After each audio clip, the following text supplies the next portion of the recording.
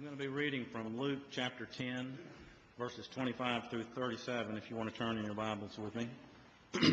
This is known as the parable of the Good Samaritan. And what Jesus was trying to express to this man was who his neighbor was and how important as a Christian our neighbors and loving our neighbors are to each one of us. On one occasion, an expert in the law stood up to test Jesus. "Teacher," he asked, "what must I do to inherit eternal life?" "What is written in the law?" he replied. "How do you read it?" He answered, "Love the Lord your God with all your heart, and with all your soul, and with all your strength, and with all your mind. And love your neighbor as yourself." "You have answered correctly," Jesus replied. "Do this, and you will live." But he wanted to justify himself, so he asked Jesus, "And who is my neighbor?" In reply, Jesus said, "A man was going down to Jerusalem, from Jerusalem to Jericho, when he fell into the hands of robbers. They stripped him of his clothing, beat him, and he went away, leaving him half dead. A priest happened to be going down the same road, and when he saw the man, he passed by on the other side. So too a Levite, when he came to the place and saw him, passed by on the other side. But a Samaritan, as he traveled, came where the man was, and when he saw him, he took pity on him. He went to him and bandaged his wounds, pouring on oil and wine, and then he put the man on his own donkey, took him to an inn, and took care of him. The next day he took out 2 silver coins and gave them to the innkeeper. 'Look after him,' he said, 'and when I return, I will reimburse you for any extra expense you may have.' Which of these do you think was a neighbor to the man who fell into the hands of robbers?" The expert in the law replied, "The one who had mercy on him." Jesus told him, "Go and do likewise." This morning we're going to be talking about who is my neighbor as we look to 2015 and we try to imagine what is going to motivate the church, the entire church, to get into action for the Lord. Now, this story, in the New American Standard, it says there was a certain lawyer that was wanting to test Jesus. And isn't that just like a lawyer, to want to try to carve out some territory? Who is my neighbor? Looking for a loophole. What is it with those lawyers? Looking for a loophole because the command to love the Lord your God with all your heart, the greatest commandment. How easy it is to love a Lord who used all of his energy and all of his power to make such a place for us. I feel loved, so you can love that Lord. Love your neighbor as yourself. Yeah, but even those people? Exactly who are my neighbors? Hey, that's the law and the prophets rested on those 2 commandments right there. So the lawyer wanted to kind of carve out a little territory because not everybody is easy to love. Ask my wife. There's a courtesy chuckle there. Appreciate that.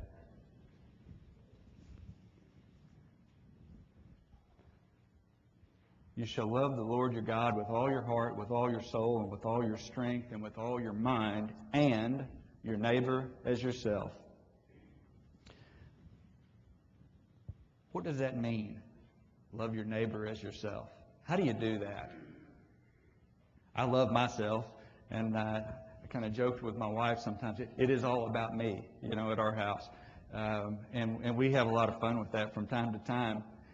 But I think about that. Love your neighbor as yourself. I should be great at that. I really love myself. So, I should know how to treat other people because I really know how I like being treated. So how are we going to go about putting this in action in 2015 throughout this region? We have a lot of neighbors in this region that we have a lot in common with. We live in a world that is focused on ourselves. We turn on the TV, and the TV is constantly trying to encourage us to indulge our lusts. If you'll just buy this, you'll be happy. If you'll just go to this trip, you'll be happy. If you'll just do this for yourself, you'll be happy. And the whole world is chasing all of these things, and they are very often focused on themselves. I have a feeling they're going to like it when we focus on them too. And that's what we need to do. We need to show our love to the world. Now, we live in a city where there are 25,048 neighbors in the city limits of Paducah. 25,048 neighbors that we need to show our love to in Paducah, Kentucky. If you back out a little bit and you look at McCracken County alone, we've got 65,565 neighbors in McCracken County to show love to. And you can back out on and on. You know what? The population just keeps getting bigger and bigger. We have a lot of people here in this region to show our love to from the Broadway Church of Christ. Now, in 2014, 2013 and 2014, we've had speakers coming in that we have been training. It's no secret, the Broadway Church of Christ trains preachers and sends them out, and we work very hard at that, and that is an outstanding work. And I can tell you, I am so encouraged when I hear those men. And in fact, I just got a message. We get messages weekly, sometimes several times a week, from Mani Pagdi Pali. Yesterday, the story was there's a man that he had been studying with. The man had a job, and he had to work all Sunday, and he was wanting to commit his life to Christ, and finally he just said, I'm going to quit my job, I'm going to submit to the Lord, and we'll see where He takes me. He quit his job, Mani baptized him into Christ, and he asked for the prayers of the Broadway congregation. That is a thrill, and we get that request so often when all of those preachers start going out and we see the results. It's very, very encouraging. So it's a thrill to have those guys in. In 2014, of course, Corey Sawyers is not on here, but we had Mani, who's doing great work in India. Lyle Sinke, who's got a very unusual ministry working for the Duck Commander, but he goes around preaching to a bunch of rednecks, and we got a few rednecks in here. We had a lot in here in June, and it was great to have him in and encouraging the men. Tony Johnson over in Ghana. We're going to keep having those people in. We're going to keep encouraging them. We're going to keep supporting them and sending them out, and that is outstanding, and we're very proud of that work. In 2015, we as a body have to focus on our region and love our neighbors. That's a command for each and every person in this room. Love your neighbor as yourself. This is a place where we can rally, and every single soul in this room today can have their fingerprints all over the work of the Lord's church in Paducah, in McCracken County, in southern Illinois, and on we can go. We're making plans for the year. We've got new elders at the Broadway Church of Christ, and we are having some great meetings, are we not, Keith? Yes, we are. And we're making plans, but it's a work in progress. Keith is going to tell you a little bit more about what we're going to be about in the coming year. I want to say, you can just stand there and run that little clicky thing if you want. I'll do that. There you go. I'd be glad to. All right. We're going to just go through a few of the things we already have planned, more or less in a chronological order here as we go out. Last year, our Walk for Water was tremendous. We got it scheduled for April the 18th this year. I want you to already put that on your calendar. This was a great thing that literally hundreds of people from the region came to support. Everyone in this area is really attuned to the needs of providing clean, fresh water. We usually think of this in the drought-stricken areas in Africa. And again, we did think of we did get a lot of publicity from this in our media, get the word out. Hey, there is a group of Christians that meet at Broadway, and here's some of the things that they do. So there's a lot of people come together to help us raise money for water wells. Well, this was a great pairing between the Healing Hands, which worked with us to get the Walk for Water, and then our Global Preacher Training, because it was worked, instead of this money going to Africa, it went and drilled, what was it, 3 or 4 wells in India with Mani Padupali. Now, one of the things that he has worked there, he typically finds that he meets the physical needs of the people there, then he has the opportunity to share the gospel with them, and he is impacting millions of people there. I think Mike has alluded to him being the Apostle Paul of India, and it is just incredible. Recently we got reports from him that they continued their TV broadcasting, which we helped fund. They reached out and they got 1,500 correspondence courses. They have a group of 200 young men now who want to be elders and preachers. And it's a church that just continues to grow there in leaps and bounds. And we have so much of a part of that, and that's good. The water wells that was drilled through this money raised here last April found out that it's not just having water, it's having clean water. So we got filtration units that we have to buy and put on these to make it usable. And we're going to do that, and that's part of the money that will go this year. Let's look at the next one. The next we have is our Lower Town Music Festival. This is like the Barbecue on the River, sort of, just a small one. It's not something we do. It's not something we promote. It's just an opportunity for us to be among neighbors, rub elbows, wear T-shirts and hats that say Broadway Church of Christ, hand them a bottle of water, show them to a facility, some there just help point in the right direction. Just another opportunity for us to be out there, and that's slated for May the 15th.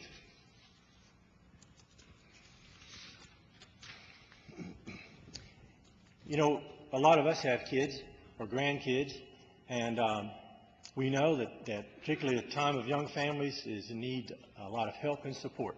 Because it takes a village to raise a child, it takes a church to raise a child. We recognize that we want and need resources for parents. Well, our neighbors do too. So we're going to have another parenting seminar, another series, something of that sort. Don't have a definite time or speaker yet for that. We definitely want to have that probably in the summertime. Of course, the basis for having good families, having kids and good families is to have a good and healthy marriage. So again, we want to bring a speaker in. Again, we'll really promote and help and strengthen marriages. Now, whether you think you've got a good marriage, a bad marriage, a middle marriage, you know, please take advantage of this opportunities. One of the things we've seen sometimes people who would benefit, you know, don't come. You don't want to, you know, I don't want people to see that I'm going to marriage class. It's very good. Even if you think you've got a great marriage, you're going to pick up something you can use. So let's not shy away from this. Let's embrace this and let's learn how to build and strengthen our marriages. We'll do that again this year. And bring our neighbors.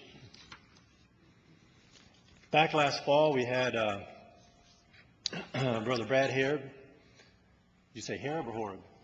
Yes. Yeah, one of those. Hareb. Hareb.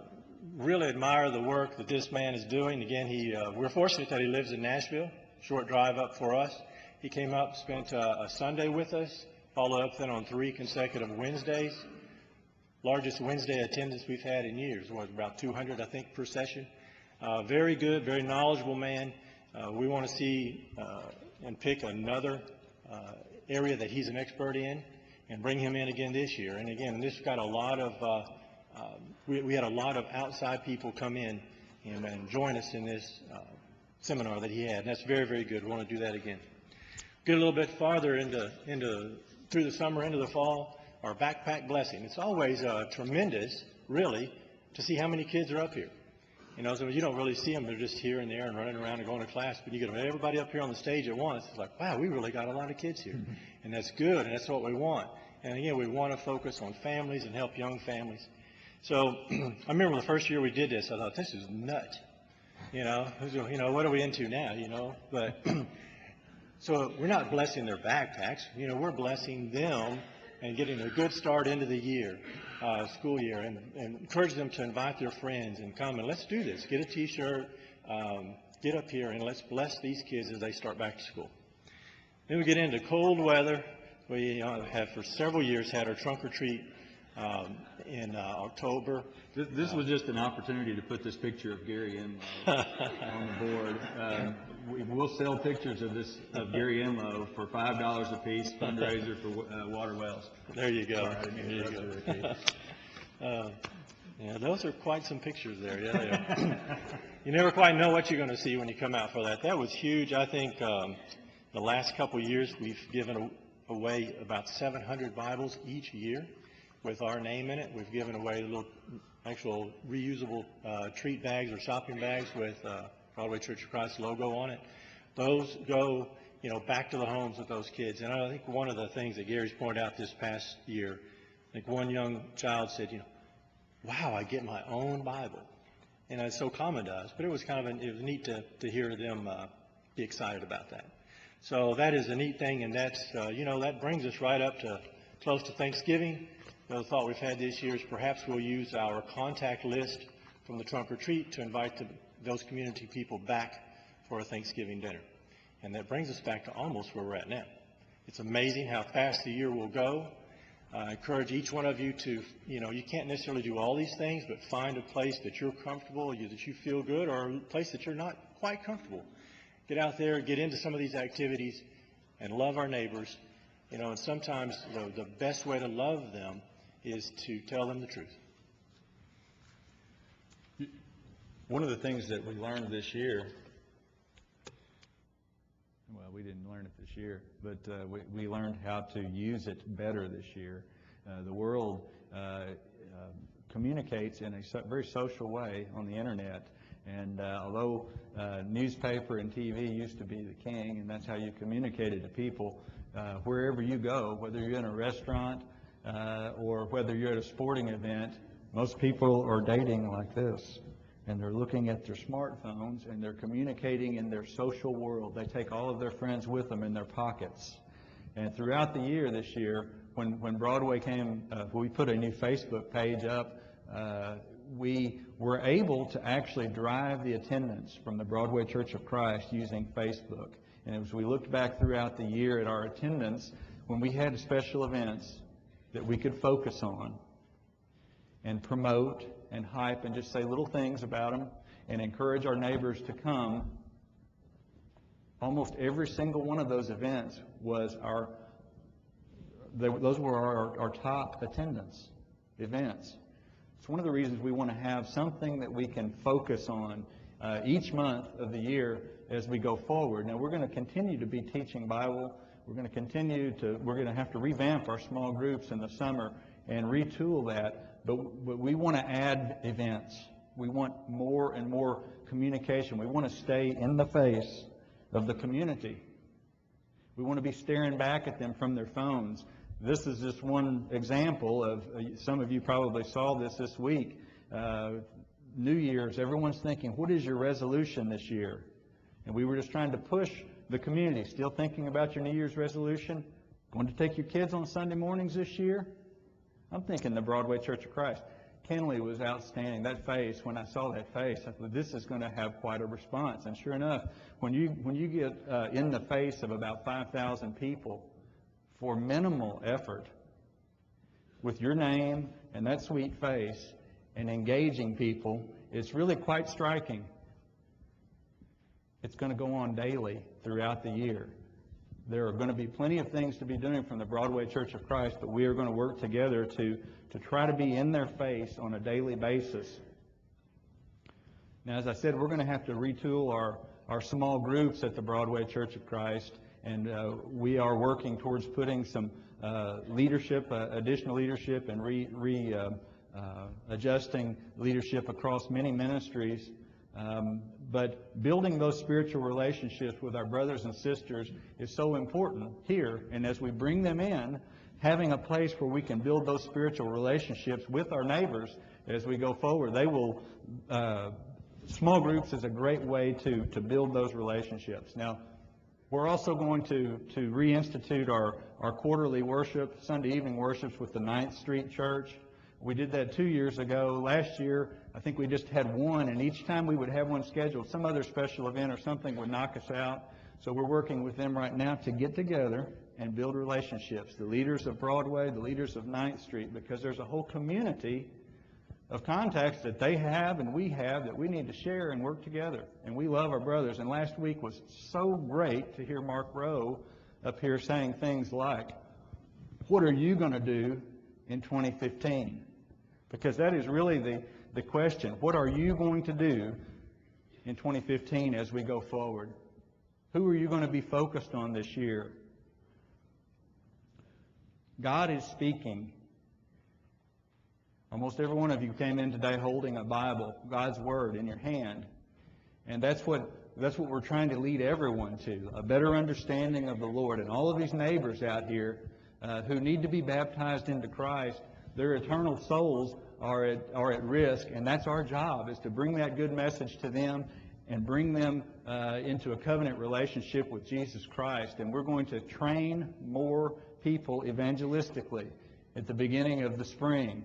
And we're going to put in some of these Broadway 101 classes so that as we bring these people in, we have people in place to teach them the gospel. So if you were sitting there and you heard me earlier say, I just can't do a Bible study with people. Why are they always asking me to do a Bible study? We're not asking you to do a Bible study with people, but we are asking you to prepare to give an answer, because as you love your neighbor, as you show your love for your neighbors, they are going to be curious about why you are smiling. What is the hope within you? What's the source of that hope?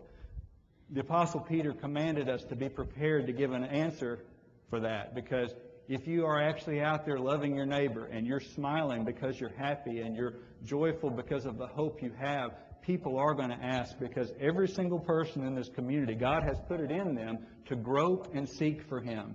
So every single person out there that we are going to try to show love for is looking for what you have to offer. That's in that book right there. The eternal plan of salvation. Over in John, Jesus had gathered His disciples together, and He said, "A new commandment I give to you, that you love one another, even as I have loved you, that you also have love for one another. By this all men will know that you are my disciples, if you have love for one another." We love each other. The Broadway Church of Christ loves each other. You keep using the word love. What does that look like? Now, there's obvious joy right there. There's the feeling of love, but that feeling of love is an earned love. Maggie turned 16 this week, and for about 16 years, Brother J.B. Smith and Ms. Maxine, until she passed away, loved Maggie Moore, and they've loved our daughters. And it happens this way. When she comes walking in, and he seeks her out, and he asks what's going on. He gives her a little hug and a little encouragement. I'm so glad to see you. And he keeps living this example. He's there every week. Why does he come to this place every week? Well, there's lots of reasons, but one of the reasons he comes here is because the Lord expects him to be here, but perhaps at least the part of the Smith's life has been to be an example for you, to be an encourager to you, to be an encourager to my family, and they have done that in an unbelievable fashion. So I come into this building, my family comes into this building, and we feel love, and that's just one of the sources right there. So many of you have been so kind to my family. You know how to love each other. You know how to love your neighbors. So consider who you're going to love this year. Will you prove to be a neighbor? When Jesus asked the lawyer, which one was the neighbor? Was it the priest? Was it the Levite? Or was it the Samaritan? And the lawyer said, well, the one who showed mercy, that was the Samaritan. And he said, go and do the same. Showing mercy and showing love is going to make you stand out in a world that is merciless. Get in social media and just scroll down the comments. If you really want to see an absence of mercy, pull up the WPSD news post and just start scrolling down and looking at the comments. Now contrast the way that sounds with the way a Christian talks and the way a Christian acts. Show love, show mercy. Go and do the same. And here's the ultimate. Love never fails. Love defines the Lord's people. The way we love one another, that's how people will know us. We love the Lord, and I'm thankful for all of you being here today. But there's something I'm noticing as I look around from up here this morning. There's 1, 2, 3. Sam, we're going to act like you're not there. 4 empty pews. 5, 6, 7. Gary just came up here to try and mess up my count. There's 8.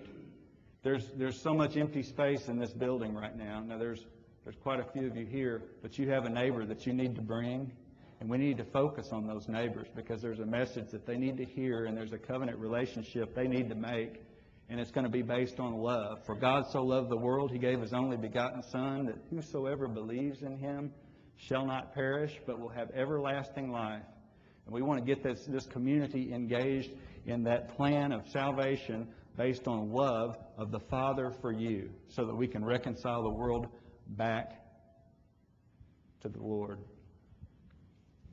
Another change that's going to be instituted at the Broadway Church of Christ is we need to invite people to put on Christ. Now, you don't really see a lot of that in a worship service in the New Testament, but in America, when people make a decision, things aren't really going so well in my life, they go to church. Sometimes they'll just pick a church building that's nearby and they're going to go to church. Or they may go, hey, my friend Barry, doesn't he go to that place with those colored windows over there? Yeah, I may go to church. And they wander into the building, and they need to hear the good news about Jesus Christ regularly, and they need to be invited down. Another thing that we need to be doing for each other is praying together more often. Every one of you is having problems in your life. Some of you are sitting there thinking, nothing bad ever happens in that family. Well, let me tell you, you're not thinking clearly. Everybody in here needs prayers, your prayers. Everybody in here needs love, your love. And we're going to have to start praying for each other even more. And we're working on plans to have another year of prayer.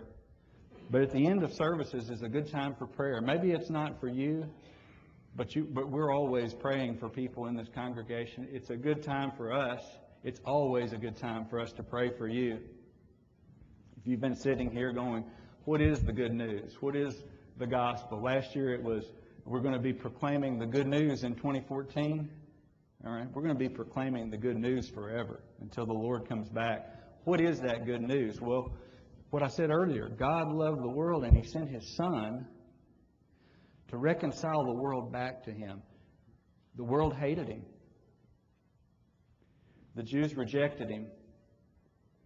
And they took Him before Pontius Pilate and they accused Him. They said, this man right here, he is stirring up the people with his teaching about the kingdom of God. And so they hung Him on a cross and they killed Him, and then they took Him down and they buried Him. But death didn't have any power over Him. Sin had no power over Him. And He rose from the dead to prove that He is the Lord. And the apostles and prophets wrote it down so you can understand what happened. But Jesus rose from the dead and He appeared before the people again, and He told them that He had been given all authority in heaven and on earth. He is the King, and His kingdom has been established. And He said, go and make disciples of all nations, baptizing them in the name of the Father and the Son and the Holy Spirit. Teach them to observe everything I commanded. Lo, I'm with you always till the end of the age.